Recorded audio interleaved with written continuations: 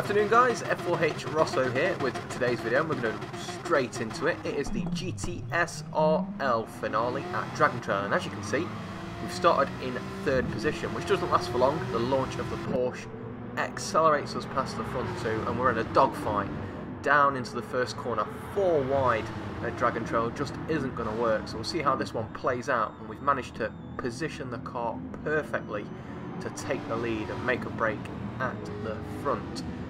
A little bit of backstory about this race, or these final 3 races. So as some of you know, we've been competing in the GTSRL now for a few weeks. This is week 3, and basically they split their weeks down into 3 races. So this is race 7, 8 and 9. We have won every race so far. We are bidding to be the first person ever to win all 9 in a season. And so far, it's going really well, as you can see. What didn't go well was qualifying. We only qualified 3rd, which is our lowest starting position of the season so far. And for whatever reason, I had some sort of horrendous 24-hour bug, so nearly didn't even race. These races for me take place at about 1 AM, or they start at about 1 AM. I woke up completely fluky at about 12:15, so managed to get in probably about 15 minutes worth of practice in the Mercedes AMG GT, and then completely changed my mind and went for the Porsche in qualifying. So this is basically part race, part practice session for me at this point. So we're going to come under a lot of pressure. The race 2 in particular is one that you want to stick around for. It's really good. So definitely hold on to your hats for that one. An absolutely titanic battle with me and Styles. But we're going to skip forward a little bit after this first corner. Styles has a little bit of a challenge down into this first corner, but we defend well, hold our line, goes a little bit wide into turn 1.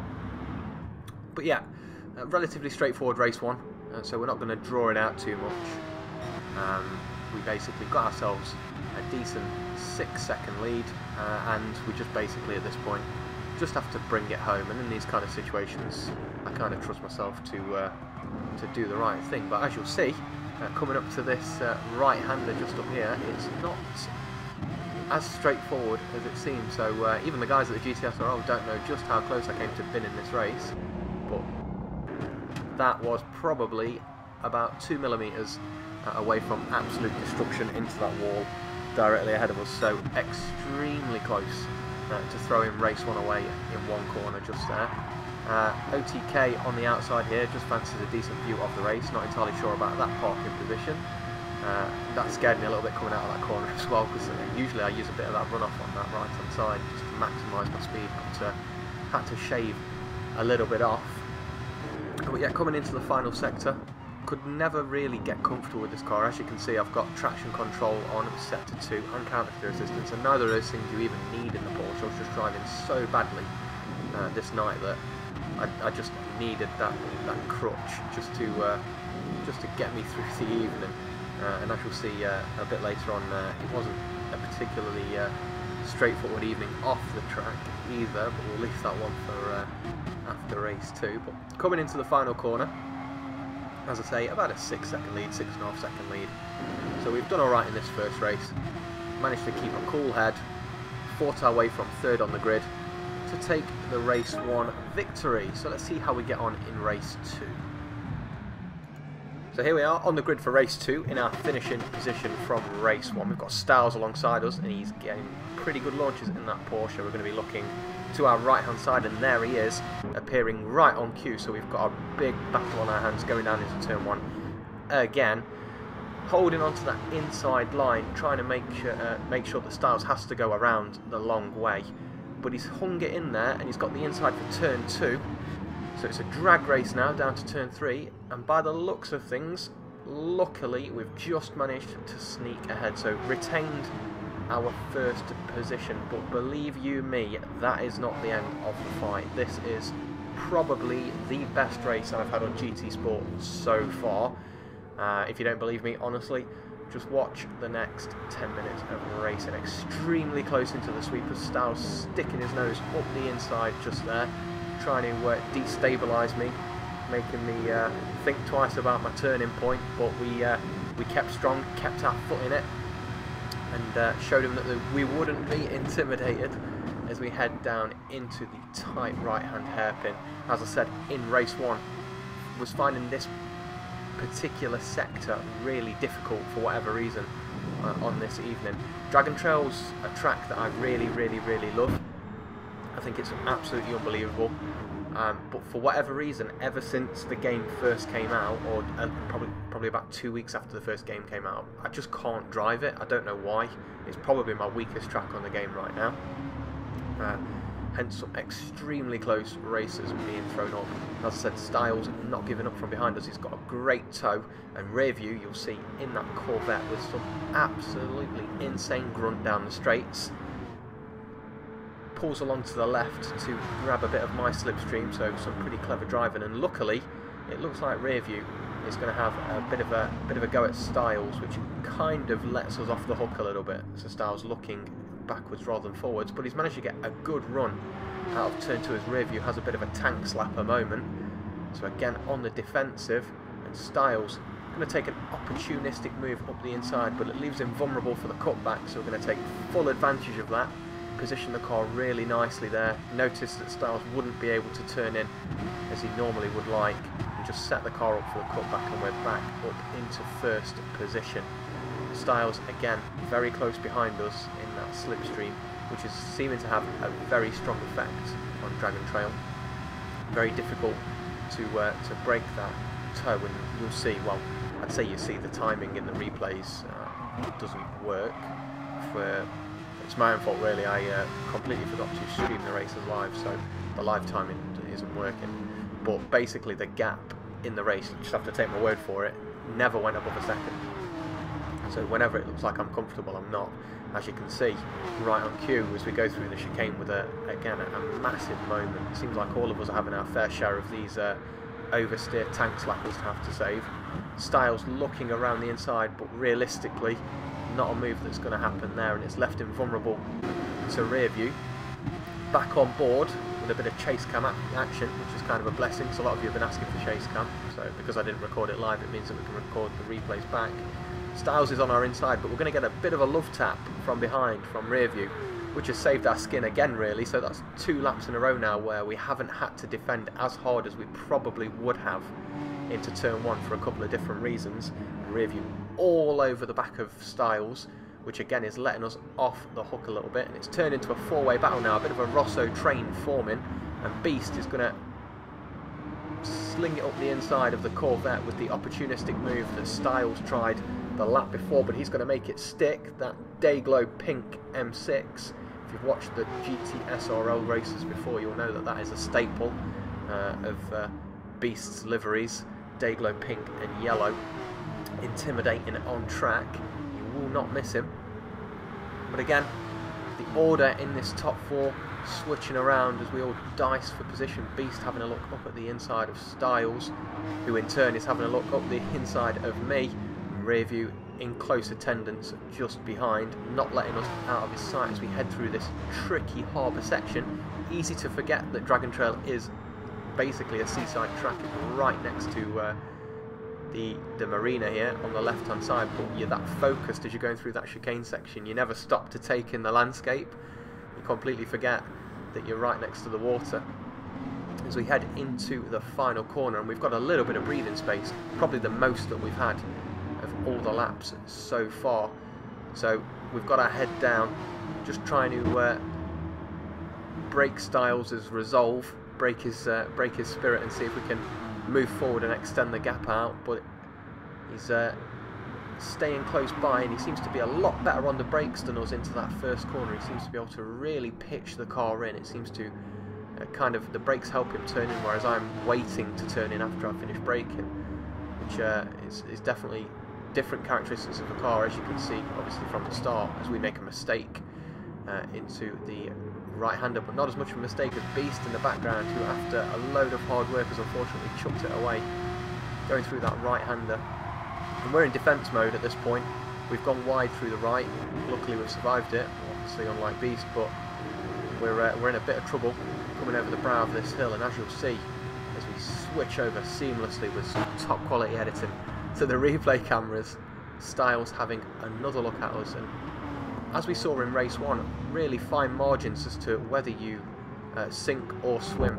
A bit more slow-mo action as I nearly tank it into the wall, taking all of the available track, all of the grass past that with me, just trying really hard to keep this perilous lead. Basically, we're going to jump forward to lap 6, and the gap hasn't grown. We are again still in a lot of trouble. Breaking down into turn 1 again, Styles in close attendance. We've broken away a little bit from Rearview, who's got the box seats for this titanic battle to the finish of the race. Again, a little bit of a gap, but never comfortable. And we're going to hit the apex of the right-hander beautifully. Styles using a little bit more track on the exit, and it's going to give him a great run into these sweepers, where we're probably the strongest. Our setup kind of lends well to these sweepers, but as you can see, we're not dropping Styles. In fact, he's probably taken a little bit of a better line through there than us, which is going to mean that the second part going down this hill, he's going to close right in. At this point, I knew he wasn't close enough to pass, but I never felt comfortable. I just knew that I had to get this chicane right one last time to make sure that the win was secure. I felt like I could defend into the final corner. So here we go, ready to attack the chicane through the right-left sequence. And as you can see, I get it all wrong. Don't turn in quick enough. And I've hit the wall at the worst time possible. Final lap of the race through the final chicane, and we are again in a lot of trouble. We've forced Styles to have a look on the outside, not giving him that inside line, but he's learnt from the first battle we had, and he's gone for the switchback. So it's a straight up drag race to the line, Porsche versus Porsche, as Rearview pitches it into the wall. Styles with the toe, but it's not going to quite be enough. And that race really took it out of me. A 1/10 of a second gap, and the 24-hour bug struck. Basically, at this point, I was already en route running to the toilet.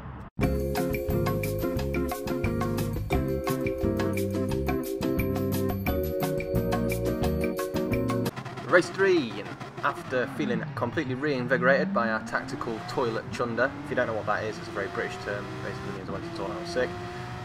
We're back on pole for race 3, and Styles is going to get a magnificent start. Again, we're going to watch this one from the chase cam, just so you can see just how close myself and Styles get into turn 1 without actually touching. Really good, respectful racing. So close to hitting one another there. But again, it's like a carbon copy of race 2 essentially. We managed to eke our way ahead before that right sweeper. Styles, as you can hear, kind of just bleeding out the throttle, giving up that fight to try and live for another day. It's very difficult to force your way past through that sweeper unless you're quite a decent amount ahead. Not really an overtaking place. But yeah, we've managed to escape and scamper away, looking to complete the 9-peat, basically the triple. Already got race 1 and 2 under our belts, but if race 3 is as difficult as race 2, then we are in for a fairly good fight to try and set this record, which I believe is a record. Someone after the GT SRL will have to confirm that for me, but I don't think anyone's done it before. But yes, as we head through the chicane for the first time, we're going to get a pretty solid line through there.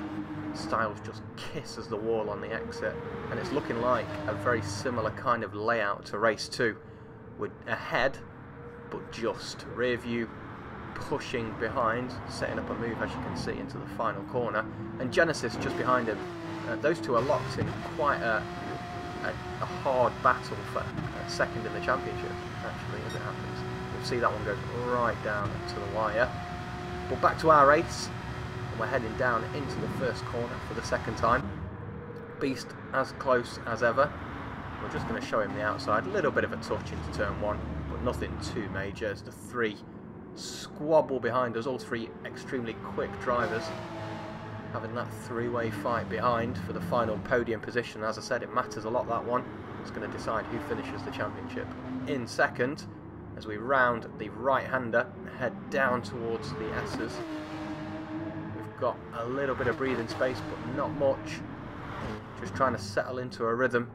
But again, Styles not letting us go. And he said in the Discord chat, obviously GTSRL runs from a Discord between races. I'm not sure that I can keep that pressure up for a third race, but He's doing a sterling job of it so far, not letting me out of his sight, shadowing me relentlessly as we head back onto the harbour, down the waterfront, a little kiss of the grass just on the exit, but nothing too major that slows down our run.